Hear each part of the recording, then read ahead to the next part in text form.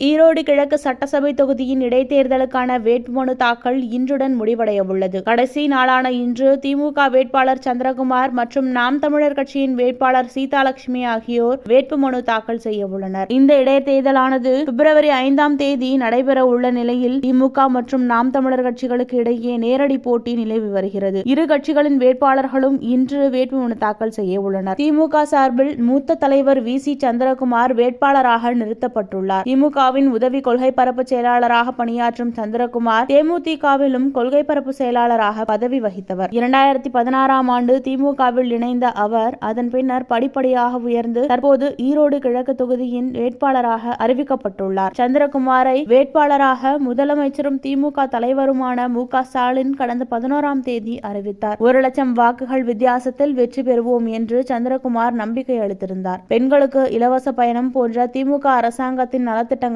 பரவலான மக்கள் ஆதரவை பெற்றிருப்பது தனது நம்பிக்கைக்கு காரணம் என்று அவர் கூறினார்.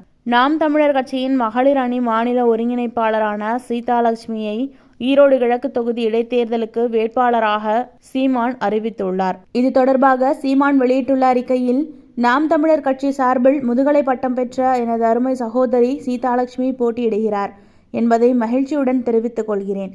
கட்சி உறுப்பினர்கள் மற்றும் நிர்வாகிகள் தனது பிரச்சாரத்திற்கு முழு ஆதரவை அளிக்க வேண்டும் என அழைப்பு விடுத்திருந்தார். மேலும் ஈரோடு கிழக்கு தொகுதி இடைத்தேர்தலில் ந.த.க. வெற்றி பெற அனைத்து மாநில, மண்டல, மாவட்ட மற்றும் தொகுதி நிர்வாகிகளும் நாம் தமிழர் கட்சி உறுப்பினர்களும் ஒத்துழைக்க வேண்டும் என்று அந்த அறிக்கையில் தெரிவித்திருந்தார். அதிமுக, தேமுதிக, பாஜக கட்சிகள் இந்த இடைத்தேர்தலில் இருந்து விலகிய நிலையில் முந்தைய தேர்தல்களில் ஆளும் திமுக அரசு எந்திரத்தையும் பணபலத்தையும் தவறாக பயன்படுத்தியதாக கூறப்படும் கவலைகளை மேற்கோள் காட்டி ஜனவரி 11ஆம் தேதி அதிமுக தனது வாபஸை திரும்ப பெறுவதாக அறிவித்தது. தேமுதிக மற்றும் பாஜகவும் ஜனவரி 12ஆம் தேதி வாபஸ் பெற்றது குறிப்பிடத்தக்கது.